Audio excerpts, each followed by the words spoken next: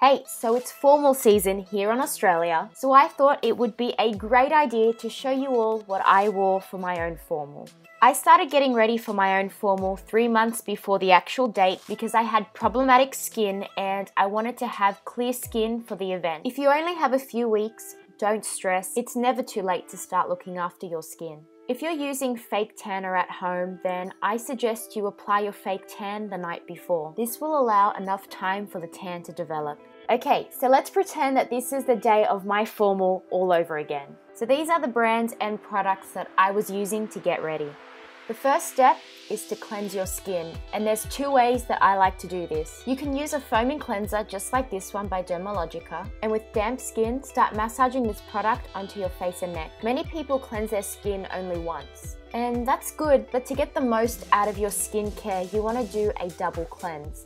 The first cleanse is for removing impurities on the surface of the skin, whilst the second cleanse is aimed for the impurities lodged deeper inside the pores. Not only does double cleansing help to keep your skin free of congestion, it also helps your skincare absorb better and your makeup last a lot longer.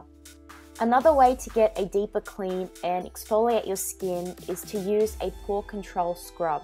This Clear Start Blackhead Scrub by Dermalogica is one of my favorites.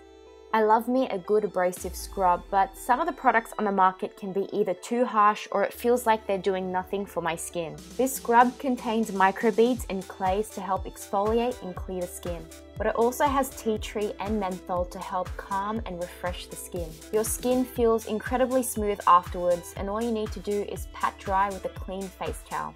If you have oily, acne-prone skin, just like I did in high school, you want to invest in a good toner. I've heard so many people say that toners are useless and a waste of money, but using a toner for your oily, blemish-prone skin will keep your pores tightened, face hydrated, and your skin less blemishy. One of the biggest mistakes that I made in high school was not moisturizing my skin. I was literally terrified of moisturizers, and the only time I moisturized was when I bought the Clear Start system from Dermalogica 3 months before my formal. So when you're looking for a moisturizer for your oily skin, you want to make sure that it's mattifying and oil-free.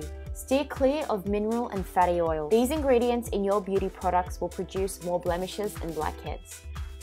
Onto the makeup.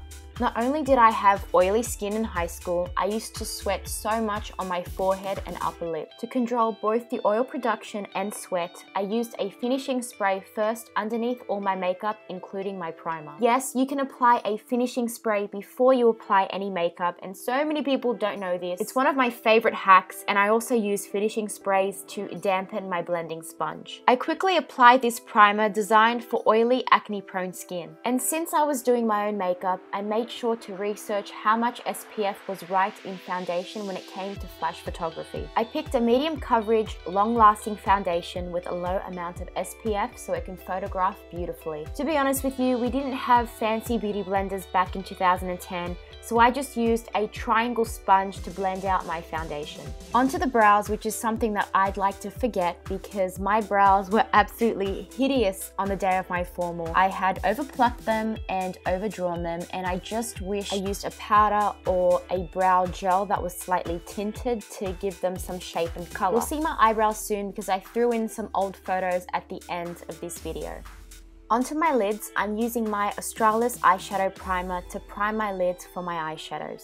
Try your best to keep your eyelids closed to allow the product to set. I'm now taking my Fresh and Flawless pressed powder and I'm applying this to my brow bone and crease area only. This is to conceal the veins and set the primer.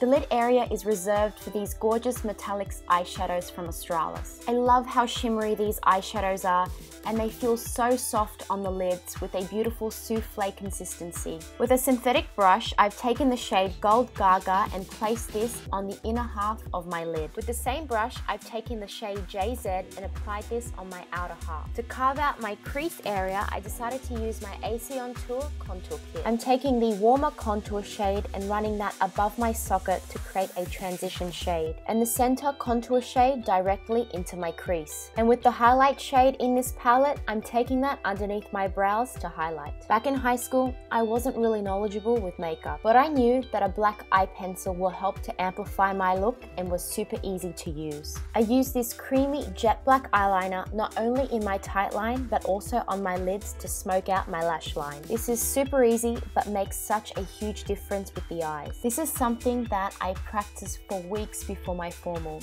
Winged eyeliner. It can sense your fear. That's why it is so difficult. But the easiest product for me to use back then until this day is a felt liquid liner. Because they're pen-like and fit so comfortably in the hand, it is so much easier to create a winged liner look. Another product that is high impact but so easy to apply, mascara. It is your best friend and it darkens your lashes, adding volume and length. And here I'm using my Fierce Eyes Volume Mascara by Australis. If you want to apply lashes but find it incredibly difficult, then use accent lashes. They are easier to apply and they'll help to elongate the shape of your eyes whilst adding some bulk to the outer corners. Apply the same brown shadows used in the crease on your lower lash line to balance out the eyes.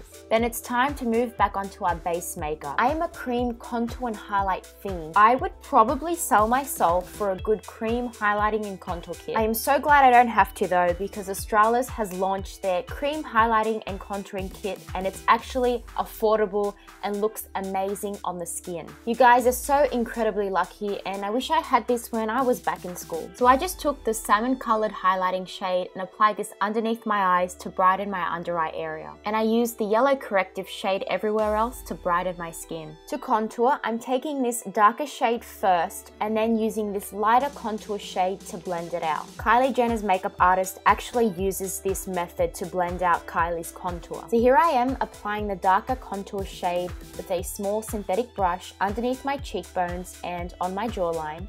And with the mid-tone color, I'm just taking that on a bigger synthetic brush and using this color to blend it all out so it blends seamlessly into my skin, looking more realistic. Use your sponge over top to make sure everything blended together beautifully. I used the Fresh and Flawless powder not only to set my makeup, but to also add a little bit more coverage to the areas where I needed it. It also works as a great powder foundation on its own. I applied the smallest amount of this Dusty Rose shade across my cheeks to give my face a little color. So for the lips, I want to give you guys two options. The first being this mauvey nude shade that is typical of Kylie Jenner. So this is more on trend and it can go with a lot of dress styles and colors as well. But this is what I wore with my burgundy dress. I'm using the Australis lip pencil in the shade Lady in Red to line my lips and also stain them, just as I'm doing here.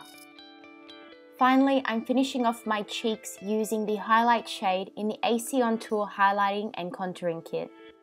And this is the finished look, guys. I really hope that you enjoyed the look that I created for my formal in 2010. So this was my dress that I picked up from a thrift store for $13 that I had altered into a size 6 from a size 12. So this is what the dress and also the makeup looks on me now, and I also want to throw some flashback photos in. And this was me at my formal almost 5 years ago, and it seems like such a long time, but I remember the night very well. I had so much fun at my formal and I know that you guys will too. Thank you so much for watching and I hope to see you all in my next video. Bye guys!